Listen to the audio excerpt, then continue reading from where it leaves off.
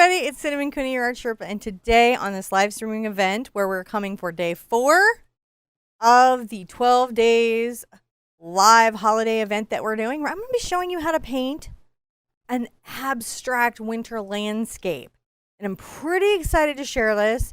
These techniques are super doable. I have the difficulty rating in the description below, but on top of that, I also have all of the materials that we're going to be using. On the mic today is my husband, John. Hi, guys.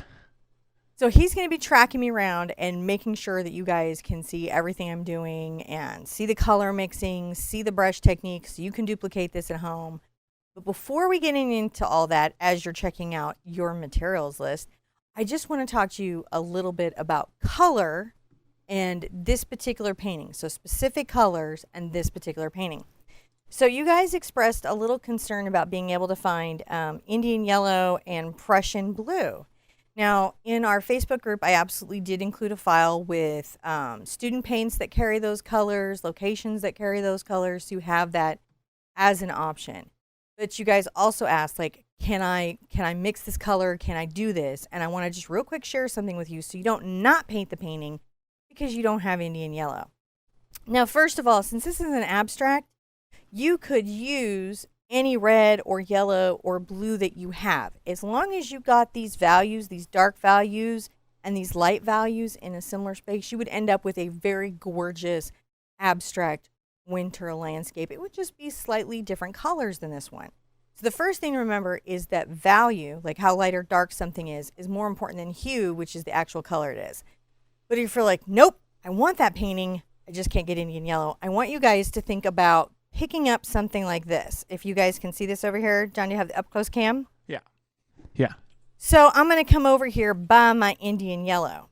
This particular mixtures, I believe, put out by Magic Palette Products, and it's one of the simpler ones to use. And it's basically like you keep this around the studio, and if you're ever out of a color, as long as you have these other colors, chances are you can get something close, right?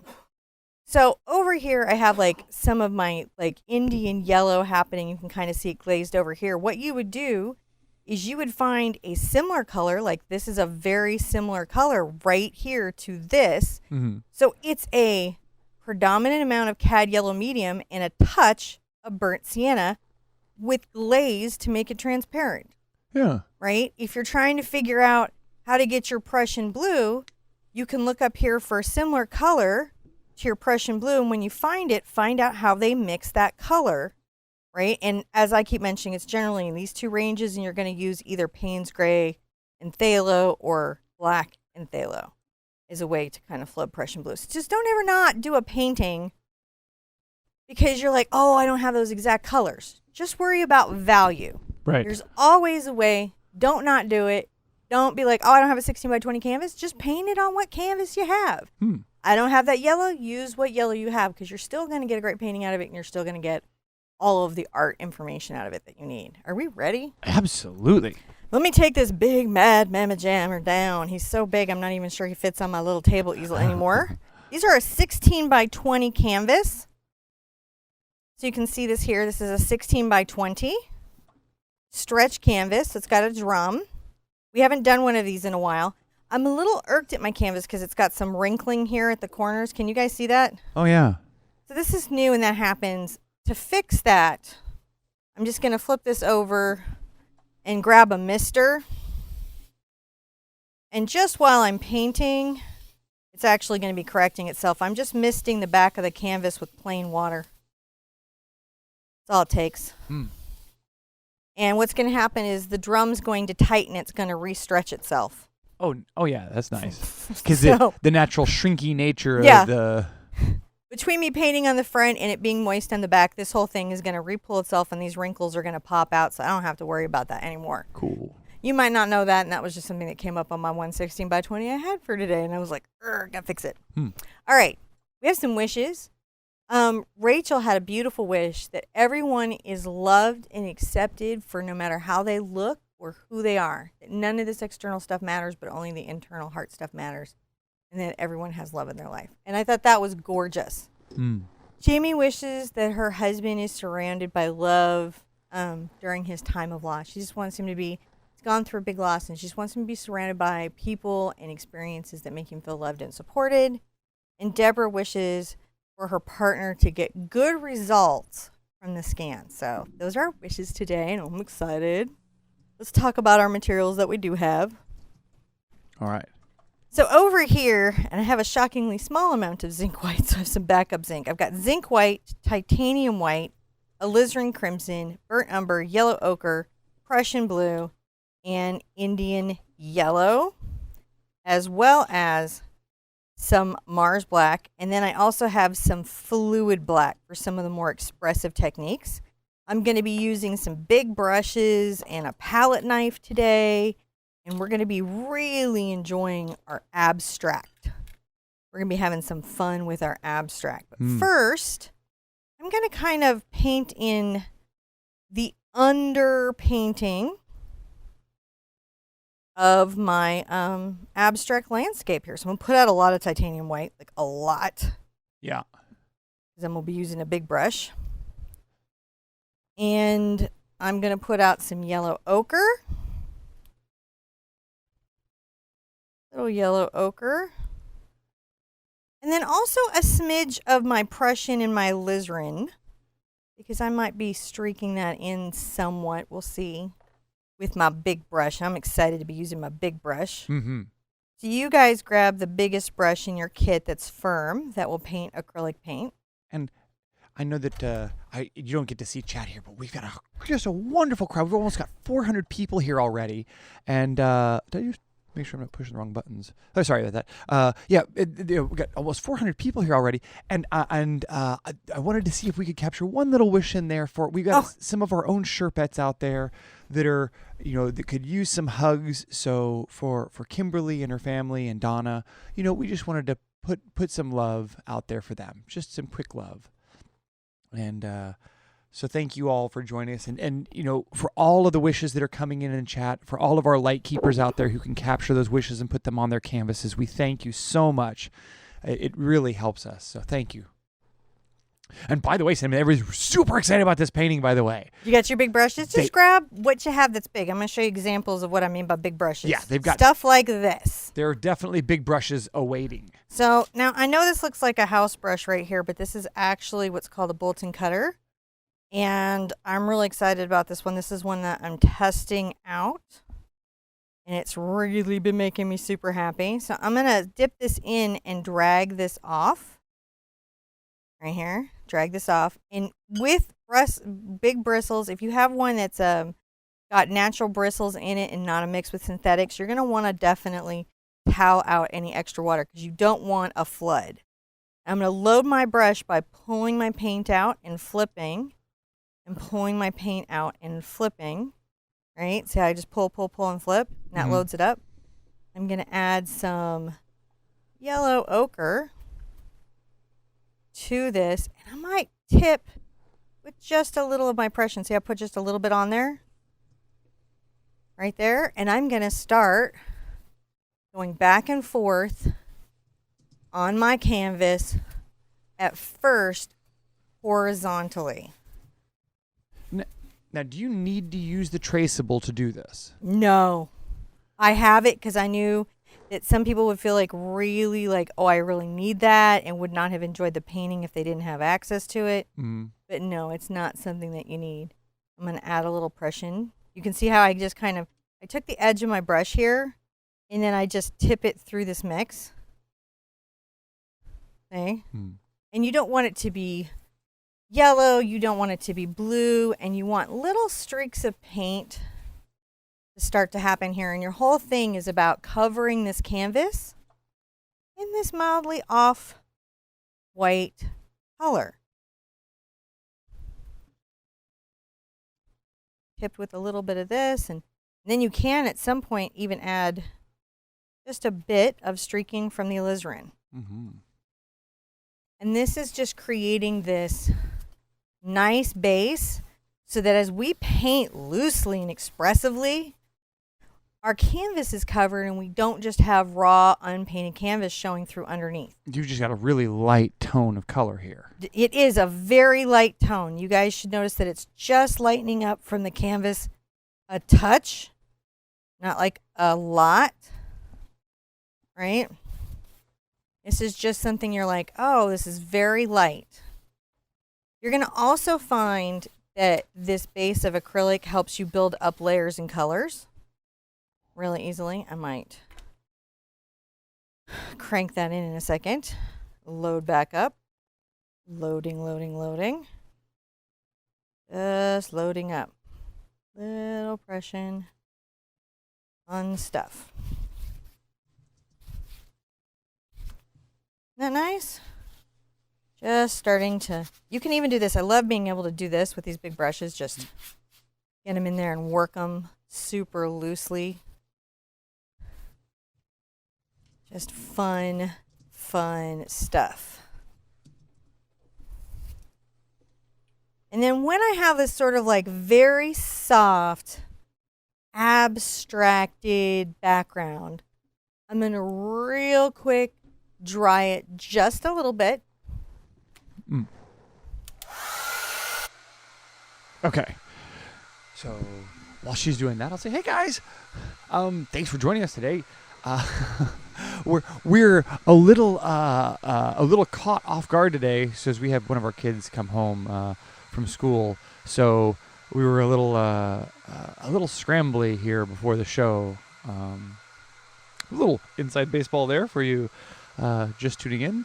That's why we don't have my regular smooth intro saying thank you guys for all joining us today, which of course we love.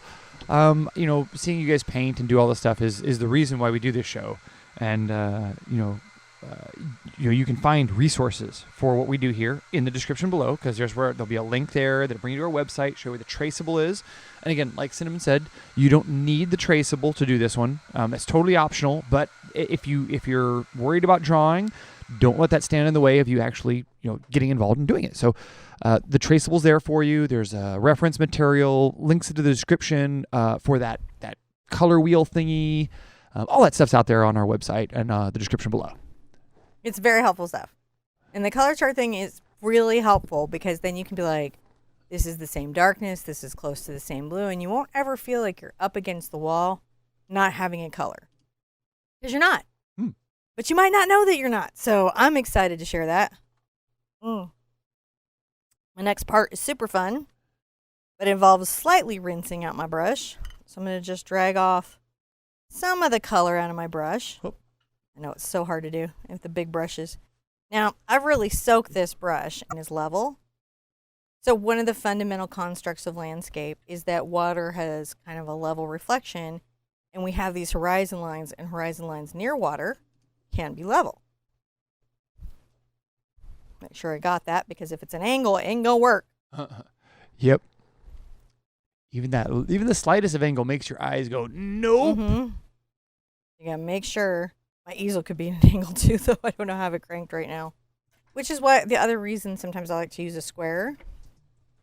I'm going to bring this down a bit, and I'm going to evaluate that.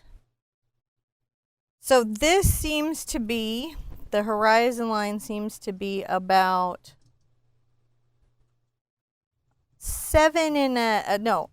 8 inches, just under 8 inches.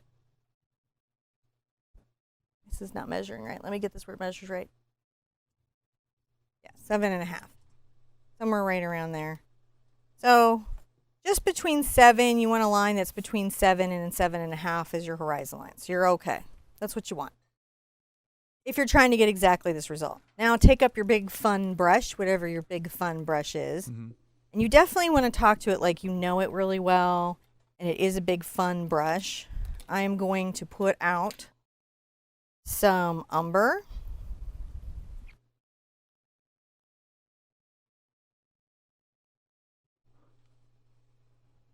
And I think I'm good right here to just have these. I like to kind of keep it to where I've got it. I'm going to pull out my color that I have here.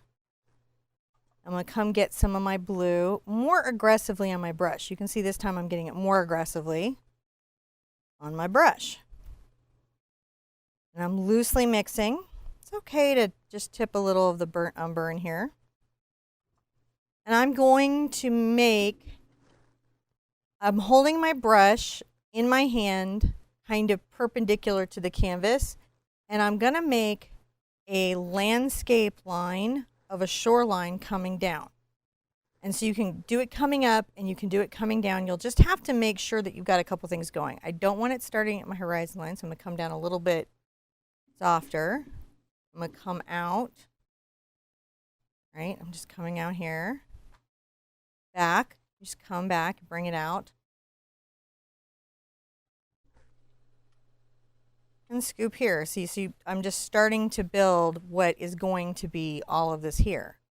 When I kind of know where those boundaries are, I'm going to start brushing in and roughly. See how it's kind of like crazy and roughly?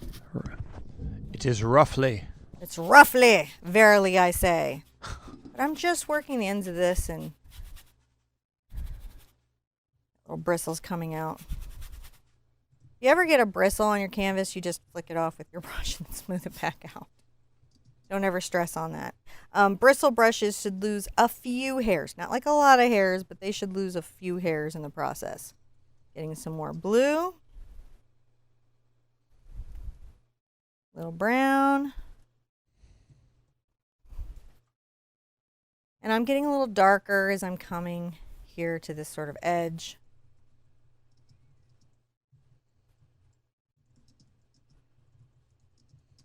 Just a little darker. Just pulling this in, and I love how I can just do big expressive strokes and bits of color and just work elements in.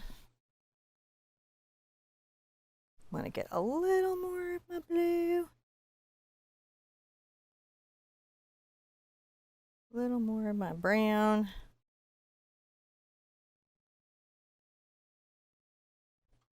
And just kind of come along this shoreline with that.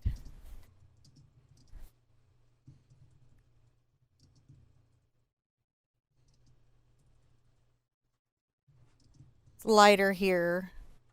You can always come back and just make sure that you've got a lighter aspect right there. But notice I'm not being very particular. I'm worried more about value, how light something is, how dark something is, than anything else. I'm going to add a little more ochre to this. There we go.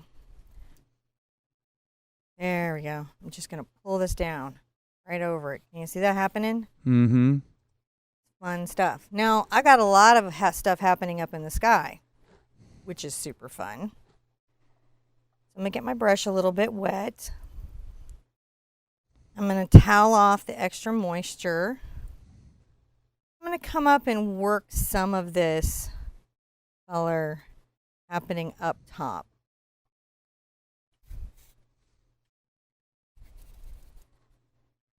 I'm just going to come across here, back and forth. It's really light. Look at my brush. I had a lot of paint on here and have a big glop of paint. Mm-hmm. So I'm just letting this drop some pigment. You brush it out. Sometimes it's nice to get a little bit of this and maybe a little of my alizarin. And it all kind of mixes in very nicely, making these interesting winter colors. You want it to be fairly light, though, so that your palette work will show over this. Gotcha. Now, there was someone who was asking earlier, are palette knives as specific as brushes? But they weren't, I wasn't sure how to interpret that, so I asked what they meant by it. Mm-hmm. What do you think about palette knives and your choice of them there in general? So if you're doing very intensive or precision work with palette knives, like you're painting like maybe like Afromov, it might be important what tool you're using for the stroke, though. I've watched him and it seems like he just kind of is very familiar with his tool set and grabs whatever's closest to him and rocks out an edge. I would say with palette knives that it's not, that you can put some pressure on it, it's not breakable, that it's got enough of an edge for you to scrape on and scrape off paint. It's nice to have a variety of sizes. So if you find an angle that's hard to get into, or you're trying to create a rounded kind of pop out of paint instead of a squared one, that can be kind of nice too. But I mean, we're going to be doing this really with one knife, just a regular diamond head. And a diamond head knife will get you through most stuff. I'm just pulling some more paint onto my brush. Just making sure I'm good. I'm going to just smooth some of this out. Get a little more ochre. You can see it's definitely layering up. Look at that. I'm going to streak that across. So it's very atmospheric and cold. Right? So you can see there's soft kind of rose and blue and a little of the yellow in here, and that's kind of lovely. And now I'm going to work a little of my water with the big brush. And then I'm going to switch to my number 10. I'm just getting a little of my Indian yellow, and I want it to be a little bit streaky. So it's okay if I get like some blue into this because I want the streaks. And I'm going to come from the side and brush out as level as I can. Some extra streakiness in the water. Because I'm just grabbing some even white. I'm just streaking softly. So this is about the paint being loosely mixed on the brush. And you want kind of a variance of some darker colors and some lighter colors in here. You can come over here and on the edge where the space is smaller. But now I've got some horizontal marks, and if this kind of came up a little higher than I would like, I can come back and make adjustments to that. And you can't really hurt yourself here. Mary, yeah. So Mary wanted to know what brush you were using there again. She missed that. What's it called? Okay, so this particular one, and I really love it, is a 2-inch bulletin cutter. I have this in my beginning and end set. But basically what you're looking for in a brush is, they're sometimes called chip brushes. And this one is a great one. It doesn't shed a lot, and the new ones coming out will hold less water. What? Oh, it's okay. It looks like we had a little signal bump there, so sorry about that. It may have just cut for a split second. Oh, okay. Did we get the answer? Yeah, I think you repeat that one more time. Okay, so this is like a 2-inch bulletin cutter. I have these in my beginning and end sets. But basically, this is a 2-inch brush. Sometimes these are called chip brushes. This is just a really beautiful one that doesn't overshed and holds an edge. And this particular one that I'm testing out doesn't hold in as much water. With all of them, if they have natural hog's bristles, you're going to have to towel them out. And if you buy some bristle brushes, be sure and wash them vigorously before using them, because otherwise they will shed all over your painting and you will not love it. Yeah, we were just talking about that. Now, you can, there were some Sherpettes that were saying, they had problems where, there were random cat hairs that were getting onto their painting. Ugh. And so the solution to that is that, when your patrons ask about that, you just tell them that you only use natural hair brushes. Right. And you just don't tell them that the hairs come from your cat naturally brushing on your canvas. Is that the decision that we're making? That's the decision. These are just like natural that. fibers. That's pretty crazy. I like that. So I've got kind of a big area here, so that leaves me a small amount of room. I'll just put my little black here for when I need it. And I'm going to get me something around the size of a number 10. Okay, thank you. You should say it before touching me, though, if you want to prevent the actual screaming. If you're like, screaming is no good, you may want to definitely give me a heads up before you come in. Okay. I'm just seeing what other little nice bristle brushes that I have. So something in the next part between these two sizes. You know, for most of this painting, I wouldn't get much smaller than this, except where you're doing twiggly bits. So try to think about these sizes. Any brushes for acrylic. You know, I'm going to just start out with this number 10 bright that I've got here. And I'm going to put in a little of the glow that I'm really liking in my sky. So here I have a horizon line, and I'm thinking of putting like a sun in a particular place. And I have to be planning that line, right? It's going to be coming down of the light. So right here, I'm going to just brush back and forth this Indian yellow. If you're doing it with cat, I highly recommend that you tone that back with, like, you know, the burnt sienna, like recommended in that chart. This is a kind of warm yellow. It's got a lot of red in it, super to the orange, which is kind of nice. And I'm just bringing this down here. I'm just showing my yellow light happening. And now I know I want some in my sky as well. So I'm going to put in my first layer of that. I'm going to just have some fun coming up above this. You'll notice that my brush strokes are pretty horizontal.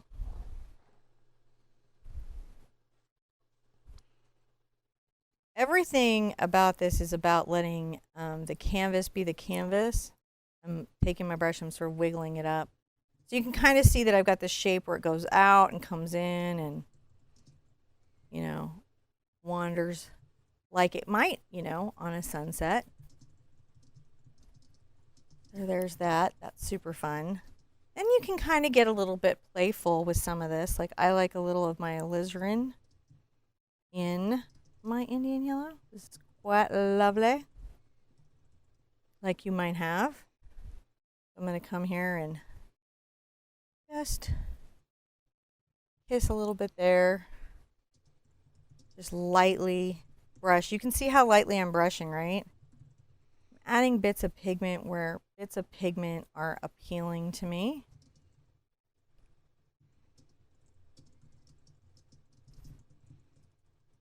I feel like I want a little of this warmth coming off the side here. I'll brush that in, leaving a bunch of my yellow, and I don't get too worried about it. It's about the big, broad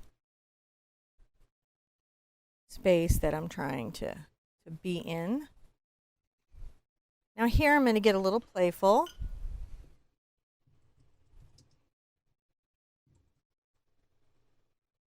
I'm going to just make some vertical strokes and pull some horizontal strokes. So I make a vertical stroke and I pull a horizontal stroke.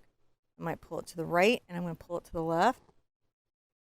Now, Loretta was asking, is it okay to mix open paints with regular paints? Yes. Okay. Totally okay. They're designed to do that. That'll just sort of extend the regular paints a little bit more. It just extends your regular paints a little bit more. It might slow their drying time or speed up the drying time of your open, depending on which way you're kind of looking at that.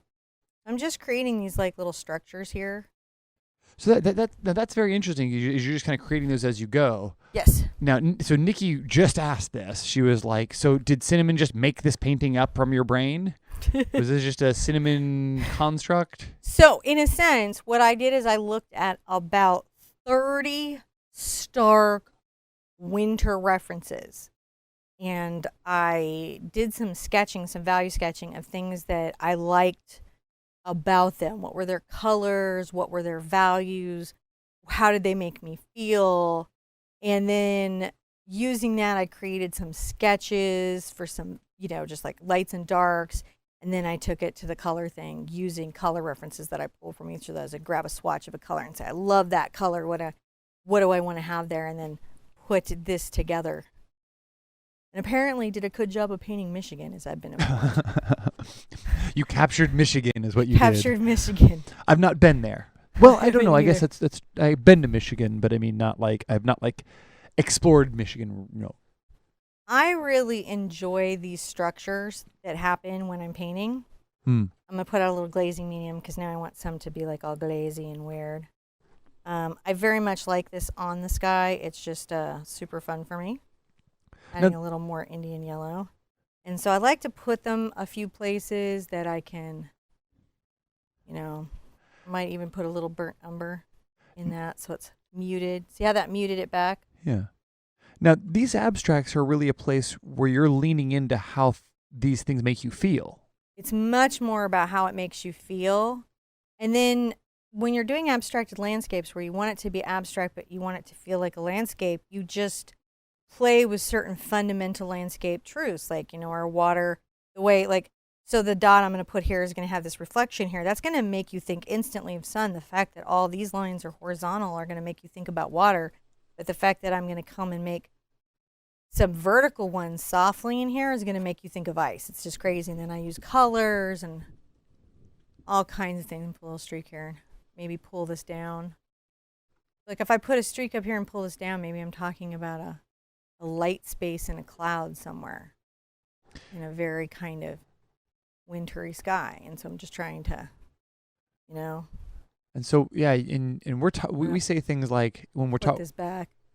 Oh, yeah. So it's too close to my yellow, and I'm just going to brush that back. But it's going to work out because I'm more concerned about the background value than anything else. I like that color, too, so I'm going to do some more of that. That was really cool. You know, we use a little different words when we're talking about abstracts, too. Yes, we do. We talk about how a painting makes you feel instead of how it looks. Well, we do talk about how it looks, but we talk about things like balance, design, color, form, value. Do the objects that are on the canvas keep me here? You know, is it restful? Is it spiritual? And those are you know, because we're talking much more about the viewer's experience and less of the subjective nature of it. Always, always, always. I'm gonna grab some of my ochre and my Prussian, which makes this very interesting color. I'm going to come here under. And I'm going to softly, see how softly I'm brushing over?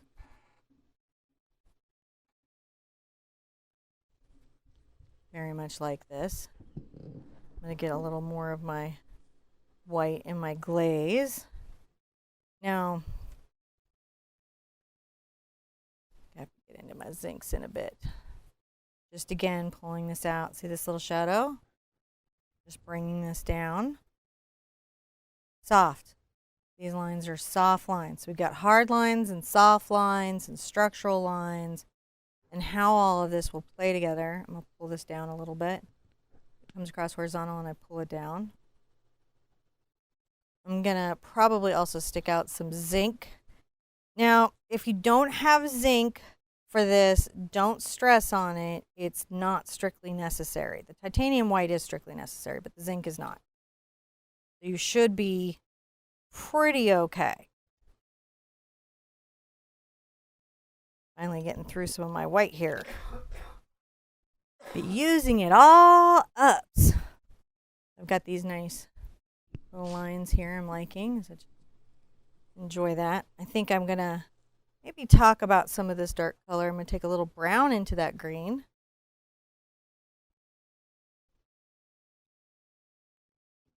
Maybe I come here.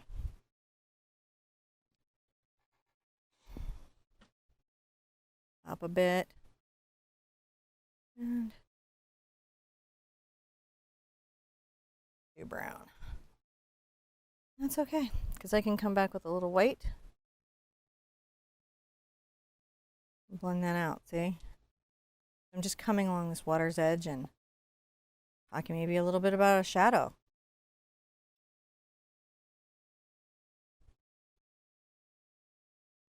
Good things to talk about. Yeah. I'm bringing that cream across.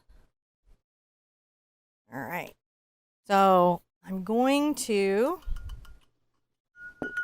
I wish I had one of my number 10 bristle brushes. I think it's drying at the sink. I'm going to use an 8.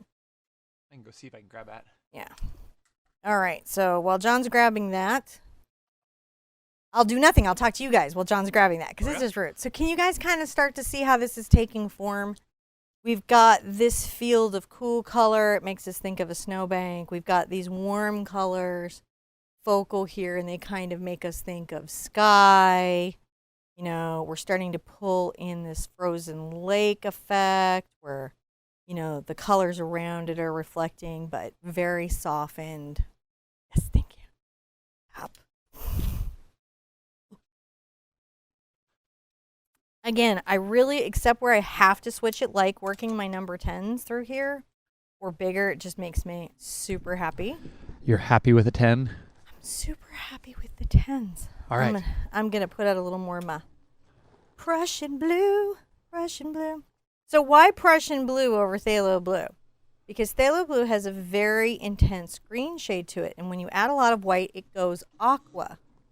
Very warm aqua. And I wanted a really cool effect, right, for this waterline, for everything here. I wanted it to be very, very cool and a little bit brown. I'm going to come along this bank here, and I'm going to be just scruffy. Now I'm going to come back with some purple there, because I just feel like it needs some zinc on there. I'm just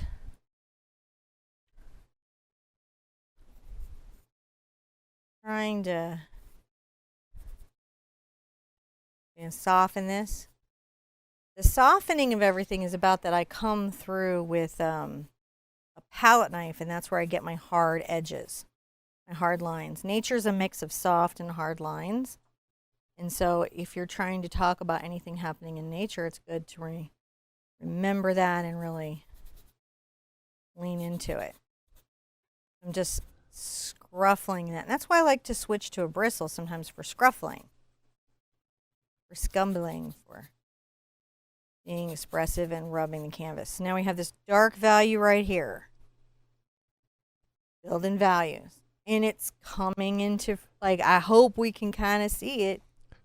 So I'm going to take a little of this blue over to my burnt umber. And right here, make a little mark. I just got to make a decision. And then coming down is this sort of line.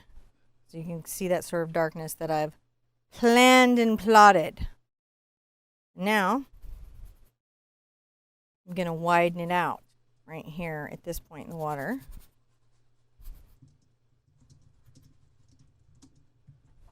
Widening it out. Maybe add a little white to it. Sometimes a little more blue, sometimes a little more brown. Just relaxing. My back and forth scumbling doesn't go vertical. See how the vertical could change how that looked? Mm-hmm. I need to use my vertical lines to talk about structures that are in a different space. So a lot of times you'll see me paying attention to things like that I'm going back and forth horizontally with my marks. Adding some brown in here. Sometime look at a beautiful landscape, especially if it's simplistic, and ask yourself, like, what you're loving about it. Is it the color? Is it the objects? Is it what that makes you think of when you're thinking of something? I'm just pulling this around. Getting a lot more blue.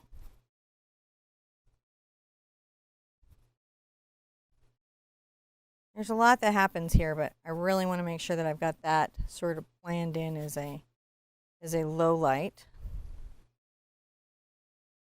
Now, I come through and make some values of brown. Every once in a while I might, I do this with my brush. It's soft, but I bring it up. It will start to create little spaces in here. It could be structures.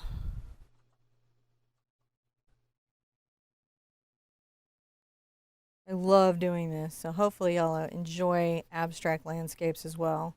So I go up, up, up, up, up, and I go over, over, over, over, right. And you can kind of see how I wiggle my brush back and forth.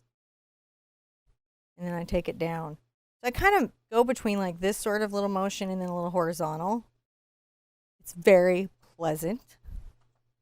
I'm going to get a little of my blue.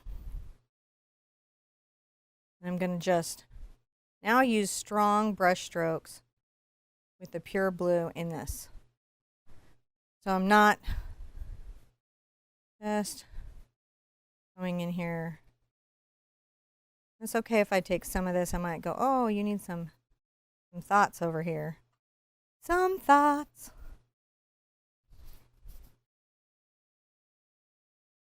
Making sure it's nice and wintry. Dust that back this way. When I bring the palette knife with the lighter colors of paint over it, it gets real powerful really fast. Just taking that and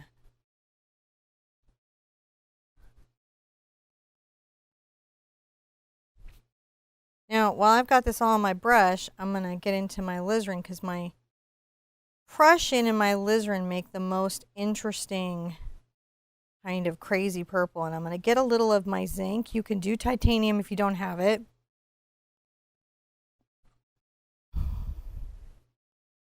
I'm going to come along here from the outside edge. Make a little more zinc.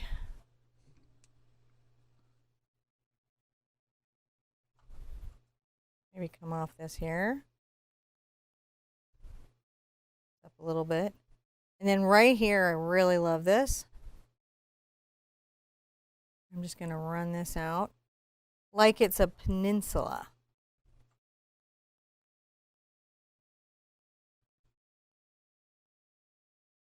I'm going to bring this up here.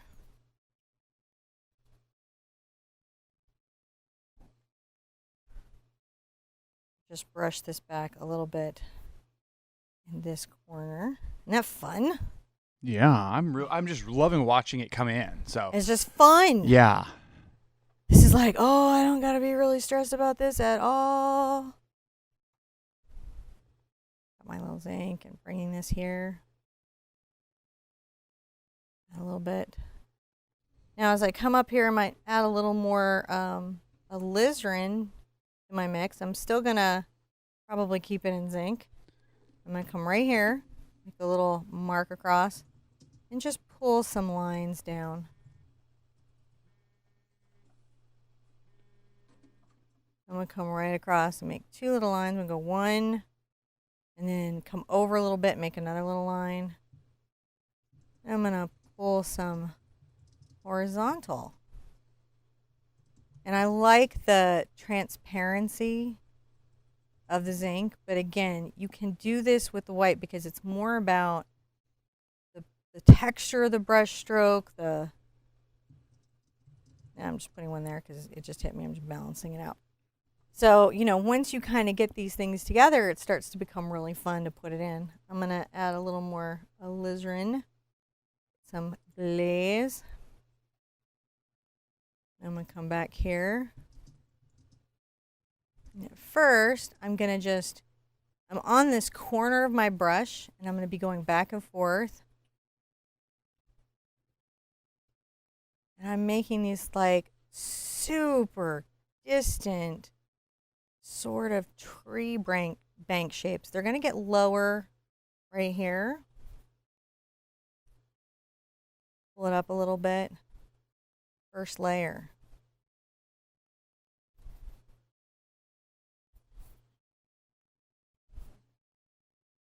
First layer.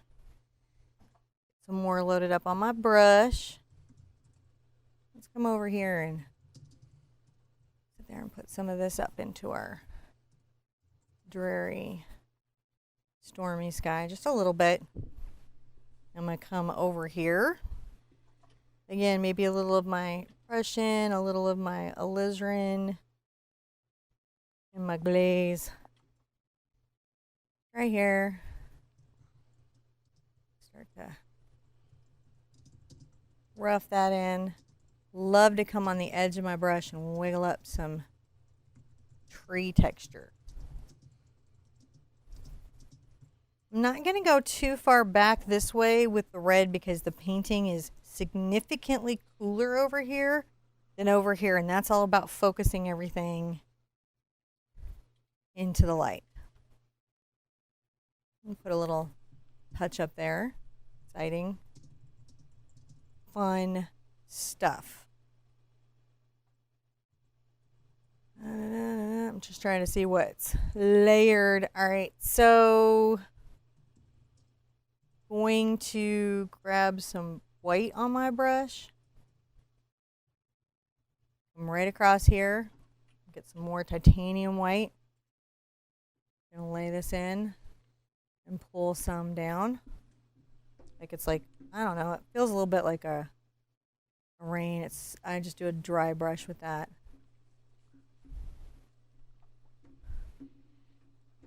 And some of this creamy over here. And it's also fun, you can get just the zinc or just the titanium. I think it's sort of fun to come along this shoreline and pull down another layer of reflection. Now I'm going to wipe off my brush. I'm going to get some alizarin and some of maybe my yellow ochre. Work it into my glaze. I'm going to come right around here. And I'm going to start bringing up the side of my brush. See how I'm wiggling up? Wiggle, wiggle, wiggle, wiggle. So on the edge of my bristles, coming back and forth to create my edge.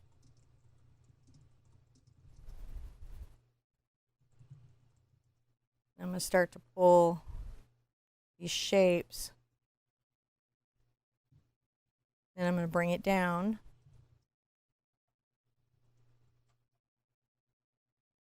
Back here. Maybe add a little more red. Bring it down.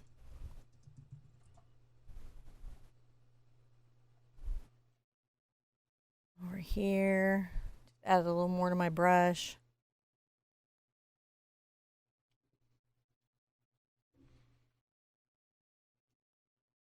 And that right there. I like to shade this up. You can see me just going back and forth. Yeah.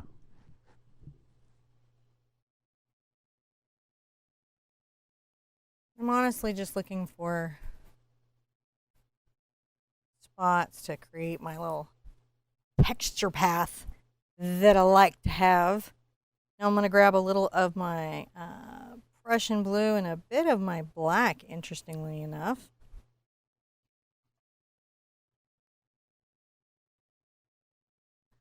I'm going to come right here, back and forth. I'm going to make sure that there's not, I don't want any white right there. So I might be a little precious.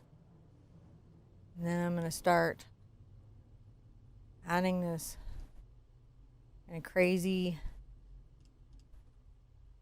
dark value built up right there. You guys see that?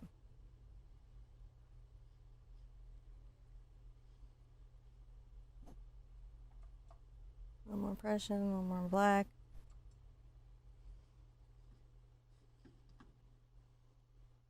I like to get into a little brown.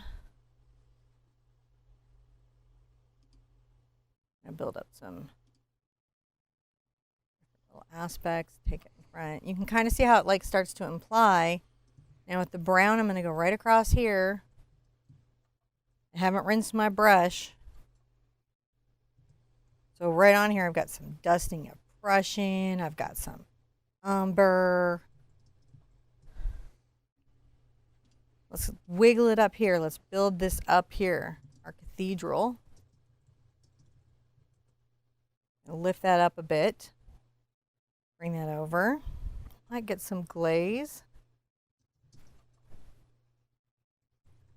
I'm going to just add some darkness right here.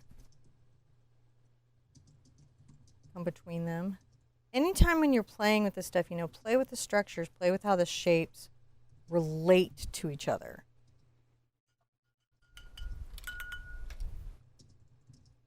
I am going to take a little of my Prussian to my Indian yellow, and this gives me this really interesting other kind of green. And if I add a little of my burnt umber into it, it gets real fascinating. I'll get my zinc. You can kind of see how crazy it is. And I'm going to just be like, see these guys over here?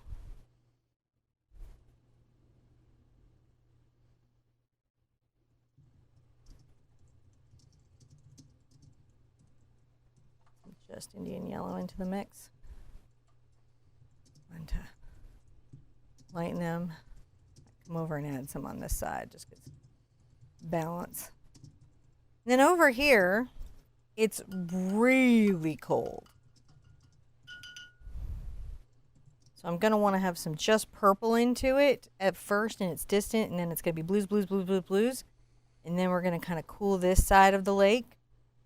So first, I'm going to take a little of my alizarin into my blue, but we're going to make the darker purple that I can make. I'm going to get some zinc, and you can kind of see it's a darker, cooler purple than what we had over on the right. I'm going to come along and pay attention to my horizon edge.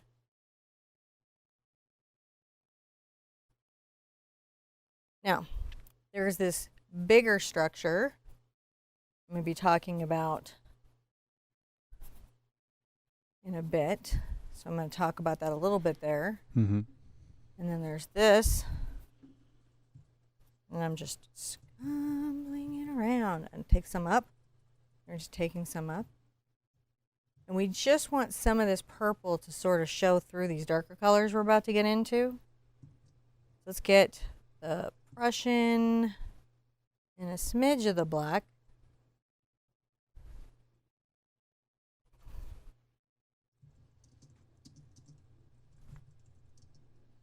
Now here, I'm going to be kind of super expressive. I might even do this sort of pushing out. You see this? I'm making sure that I'm not making a round circle or cotton ball. I am making a very random shape that you might expect to see, you know, in a bush or distant plant life something. So still the blue and the black. I haven't gotten into just the black yet.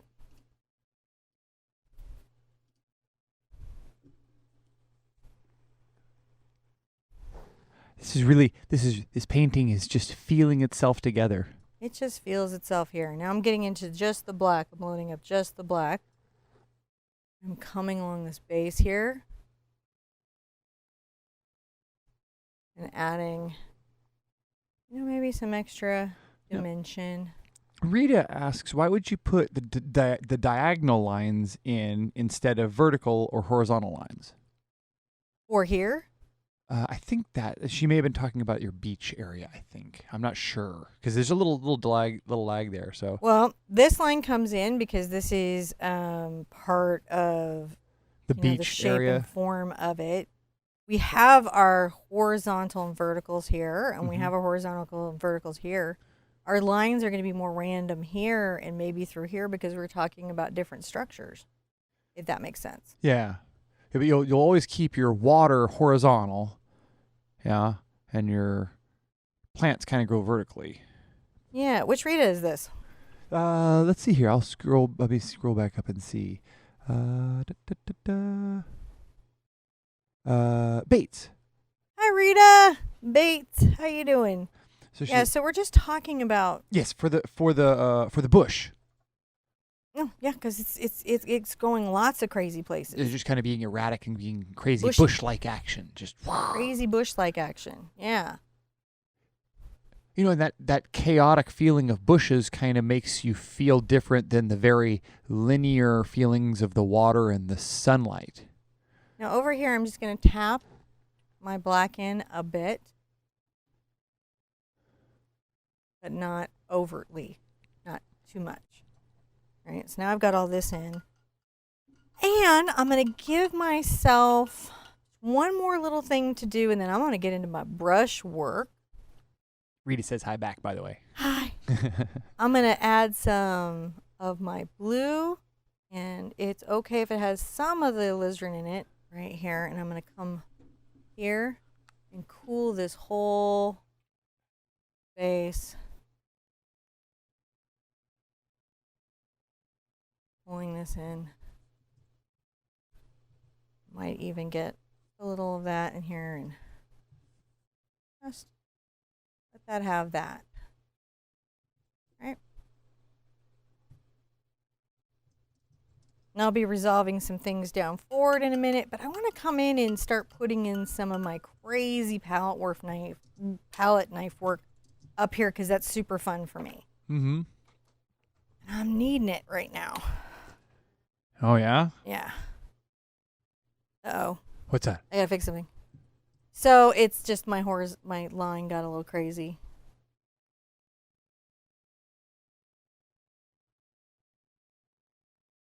I creeped up.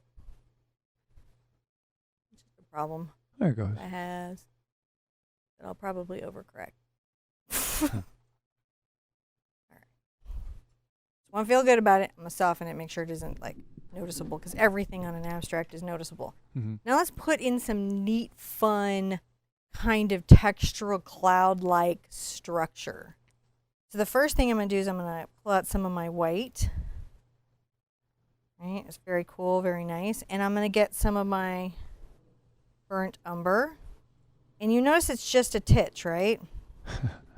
Not a lot. Not a lot. And so I loosely sort of mix that, and I load a bead. Mm-hmm. And I'm going to come over here. I'm going to be over in this right corner. And I'm going to just touch this knife and pull it across my canvas, allowing the paint to release from it and get on there. I wonder if I need to demo this on one of our practice canvases. You actually are doing really nice there. It's coming out Okay. pretty good. I can really see it there. Okay, good. It's hard, you know, I never know. Yeah, Just pulling this down. You know, some interesting going downward shapes with the brown in it. And then I can be like, oh, let's get a little blue into that. I had the brown in there, but I'm adding a little blue. It's still quite light.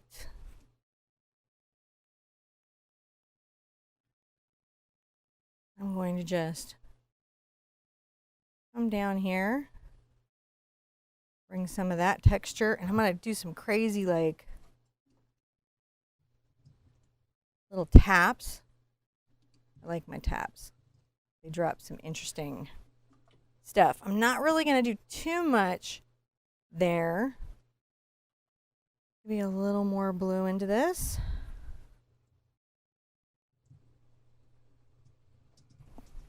Come over here. Just sort of tap that and pull that down. You can even kind of push up. You're just trying to make sure, and you can come across. You're creating a random and desirable texture in your piece. Some more white on here, and maybe it has a little yellow in it. So you can see I'm making subtle color changes.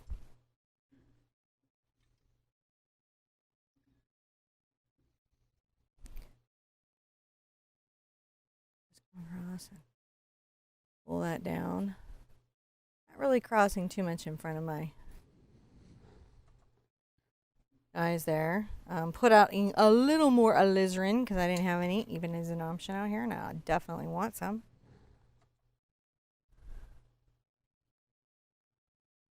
Now I think very gently around here, it's nice to do some of the yellow into the mix, just to imply that there's this sort of warmer area that's happening.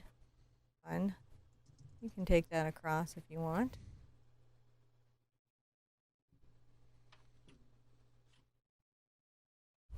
Wiped off my brush. I come and get a little purple going.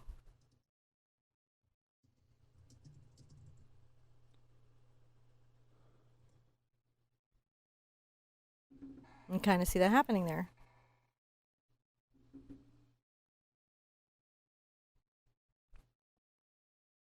Now I'm going to maybe do some strokes horizontally and then apply them vertically and kind of layer them softly over other knife work that I've done. And because my pressure is light, I can really work one space over another space pretty easily and be okay. I can come back and... Where'd you go? Where'd you go? I'm just over here just laying some thicker texture. You're just on a different part of the canvas. I was like, I can't see her on any of my cameras. Where'd you go? It's also fun, I felt, to put a little of this. I'm on the tip of my knife. I'm just adding some of this high pigment, high texture right here. Now, Julie was asking, this is just paint. There's no gesso or anything here, huh? No, this is just paint.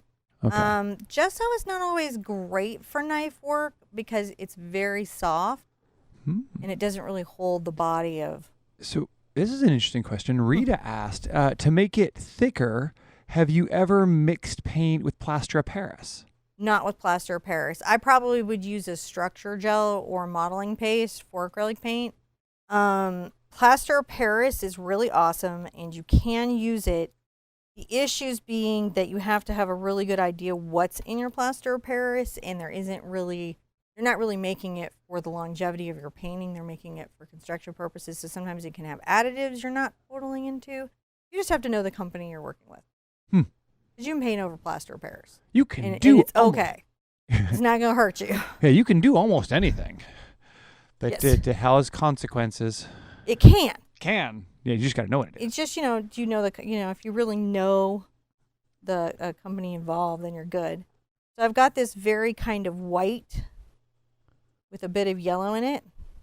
And I'm going to take just the tip. I loaded up on the tip. I'm going to come right here. I love doing this. I'm going to make a little kind of sun shape with just the tip of this little knife.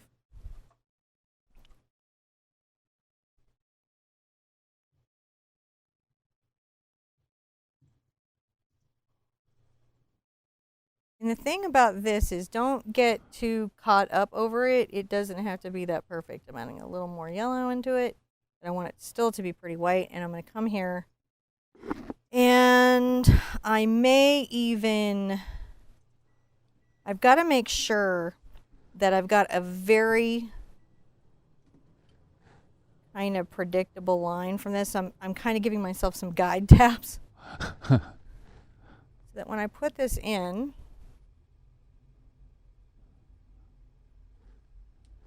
that it is lined up, because if it's lined up,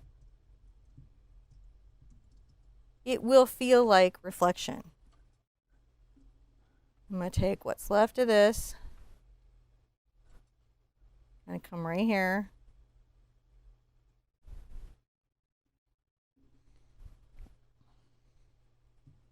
Scoop that around a little bit with the yellow. It's fun, yeah? And then I might even get some white. And the hairdryer's in the way, so I'm going to move it a bit. And I'm going to just tap some of that down here. Just a little bit. I also think it's fun, and it is fun for me. It might not be fun for you, because sometimes black is very stressful for people. To load up, like a bead of black.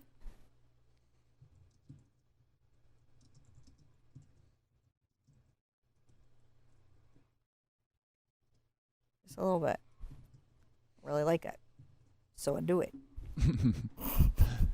That's basically what's happening there. I'm going to put in my first layer of palette work over here. which is my white and my yellow ochre. Quite light though, and a bit loosely mixed.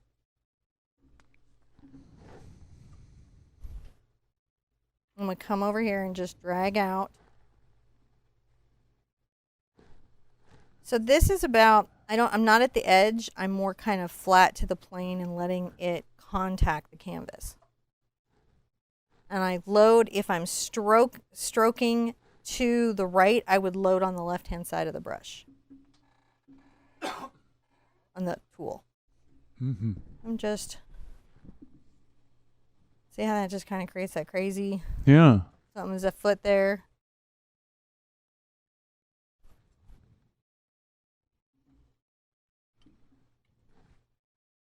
I like that because it feels snowish to me. Mm-hmm. You know, and I can keep lightening and lightening and lightening. I'm going to get back into my bristle. And I'm going to come here and I'm going to take a little of what's left of my alizarin and mix it into my purple, my blue, and make sure that I've got even darker than that, even bluer than that, because it's super cool over here.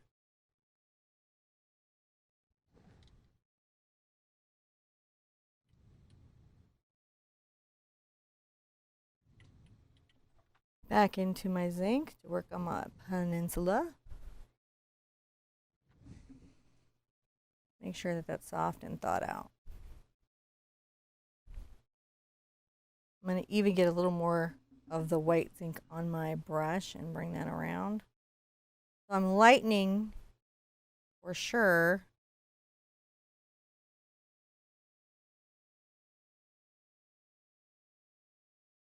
Doing fairly well. Pretty happy with that.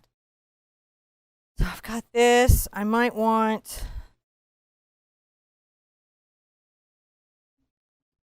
maybe go a little more yellow and a little behind the tree. Possibly be a little bit here, just dry, at a dry paletted. See, it's just like it's scraped a little thinner and kind of horizontal.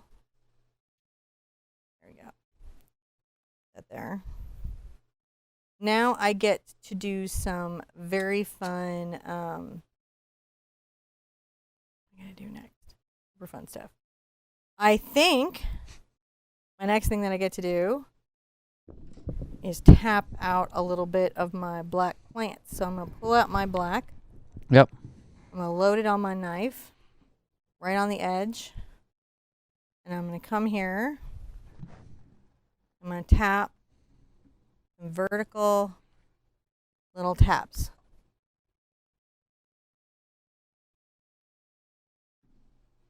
It's kind of really weird and awkward, and that's okay.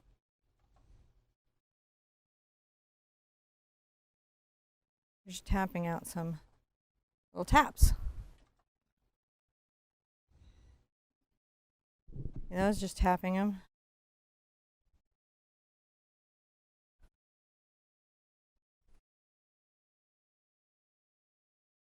And I will sometimes, and I hope it's not messing with John, lift my canvas to help my wool and canvas meet.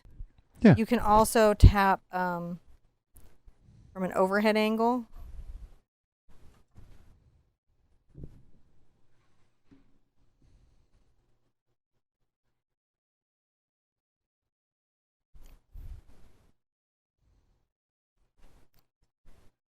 And just kind of, I'm going to drag it out here.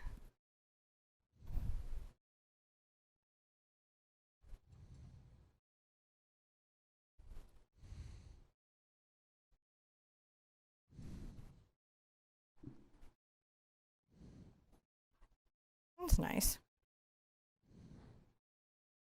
Wiping this off for a second. Get my bristle brush. This is dry. So if your area behind this isn't dry, you'll have to wait till it's, well, I might even need to dry it. Let's just make a good habit and dry it so that we can do the scuffling next and enjoy that. Okay. So while she's drying that, I'll say, don't forget to remember, oh, let me take it to turn off. Okay, there she goes. So Don't forget that you can find a link to all the description in the description below. There is a link to our website, which has all the materials that we've used today, a link to the traceable, a reference image, along with all of the the other notes and things that Cinnamon puts together for the show that you guys can use as reference there. And it's a great place where you can find links to the other shows and projects that we have coming up in these next few days of Christmas. Wait. So, you there? Yes. Okay, good. You ready? Yeah. I was just telling them about the website and all the stuff we had over there. I'm gonna take a little of my Prussian blue and a little of my burnt umber and some of my black. I'm gonna come here and start to do my crazy and a very random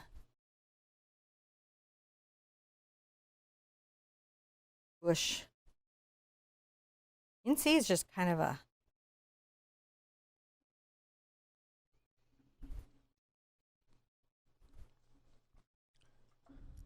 blue, nice blue here in the middle. And push that around. Now, is there an actual brush called a scrubbing brush? Yes. There is. Yeah, there are brushes. They are called scrubbing brushes. Sometimes they're a little subtractive. My cloud brushes qualify a bit as a scrubbing brush or a dry brush scumbler. So that's interesting. Yeah, it is. And come right here and kind of work this down just in case there's anything I missed.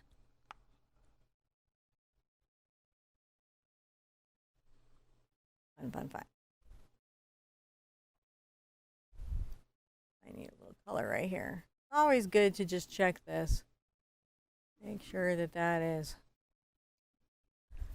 People like to get right up on abstracts and like look at them.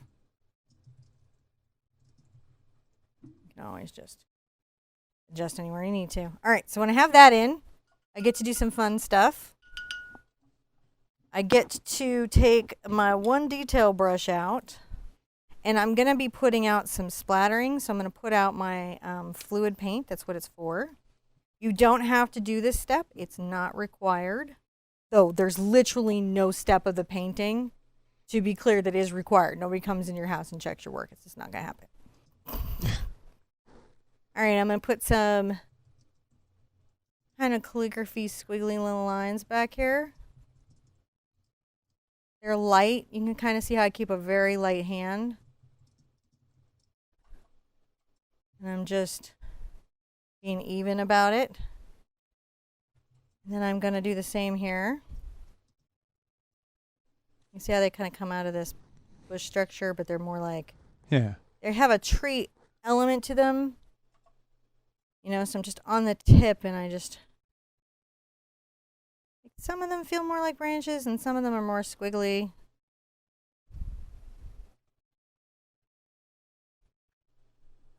You know, this one I got a little detailed in, and then so some of it will sit there and say more to you than other parts of it.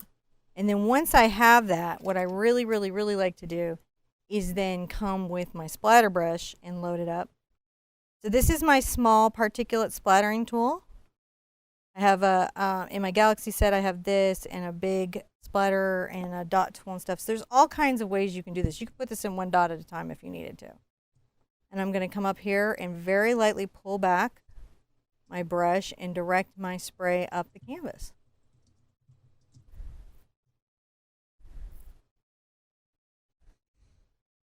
All right. And then on this big brush, I want this spray to be more energetic. I think I just got some in my eye. That's some energetic brushwork. I was very energetic. Dry paint is clumped on my brush. That would definitely. You can see that this is more.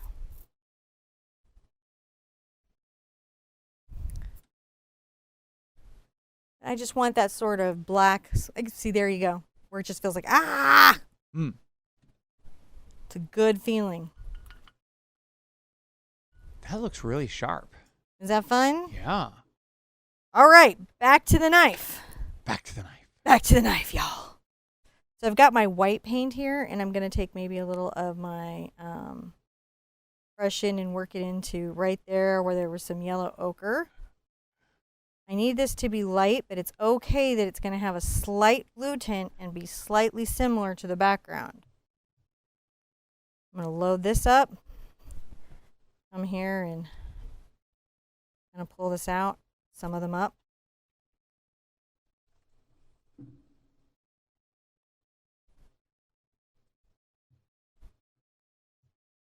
Try to think of this as like a bank. I'm just pulling some cooler colors. Just dragging this across, and you see it leaves little bits. And everything you do just creates a little sense of form and shape. I've got all this right here, and I'm going to just grab it up. I just want it to be light. I'm going to even come here over where my tree is and drag some of this back over what I have. You see that? Yeah. I'll put out some more titanium white. I think I have enough left in here. Maybe not. Squeeze it so hard. Grab some of this white. And I'm going to come maybe like here and tap a little white, and then around this shoreline. I'm going to shape out a little bit of this white. Janice was asking why you used the black splatter there. What was that? What effect were you doing there? She just was curious. She didn't understand. Oh, well, I think when I did that, I liked the energy of it, the way it pulled up, the way it was expressive. It kind of, so this is peaceful energy, and then this is sort of like something is afoot here. And so to me, I think that was feeling like animals in bushes, or you know how sometimes you're out and birds are just, that you think you're looking at a bush and then the bush just explodes. It's that sort of like you're in a completely peaceful place, but then every once in a while there's this moment that happens. And so I was trying to capture that moment. That's cool. Is that cool? That totally makes sense. Okay. Move my nice little, I'm going to just add some right to this bank here.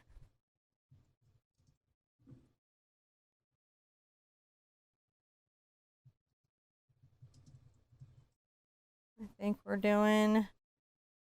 we got it. Wow. I just want to use up my paint though, so I'm going to just take this. You're just like, I'm just going to put some more texture on. Well, yeah. There. So I'm going to sign it with my small little detail brush. Now, with abstracts, very often, if they are non-objective, and that means you don't really see anything in the abstract, it's not an implied landscape or person, it's not an abstracted object that's still somehow recognizable, but it's just a true abstract. My honest advice is in those cases, sign the back, don't sign the front, because you're then sort of disrupting how the buyer, how the person that gets your art would hang it, and even yourself later, because once you've put your signature on it, you're sort of really stuck there. Like, it's got to be hung that way, otherwise the words being upside down will make you crazy. So one of the great privileges when you do truly non-objective work is to just take that signature to the back, and that way you can relate to that work differently as time goes by, and collectors can too. Is that crazy? I don't know. Yeah. No, that's... I mean, that's the thing all my abstract friends do, and I think it's really good advice. I'm going to just put my signature over here in black, and it's going to be like on this painting. But again, we have kind of enough objects where we feel like we know what we're looking at. We know what we're doing. We've painted a 16 by 20. It's been so long, and this will scale well big or small.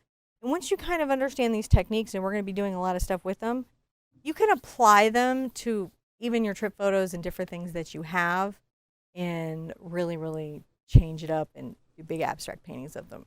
I hope you guys had a good time. Yes. Man, this has been a really good one. Everybody's been having a really fantastic time. in chat here today, and that's one of the things I would highly encourage. We've had a lot of new people come in here, and like right now we're all chatting about pizza here at the end, and our favorite pizza joints, and like I was like I haven't had a good pizza since Round Table Pizza in San Diego. That's really good. I love Round Table Pizza. But I grew up with that though, totally. But yeah, we welcome you guys. Please come join us in chat. We love having you here. We talk about all sorts of fun nonsense. We're gonna be back tomorrow. Oh yeah, that's right. Well, where could they find out more about that? You can find out more about that on our website. We have the entire Christmas collection, so you can see the schedule coming up. We're going to be painting live every day through the 6 different holiday and winter theme paintings. Tomorrow is a menorah. So I hope you guys will be good to yourselves and good to each other. And I want to see you at the easel really soon. And I cannot wait to see your paintings out there on social media. Bye-bye.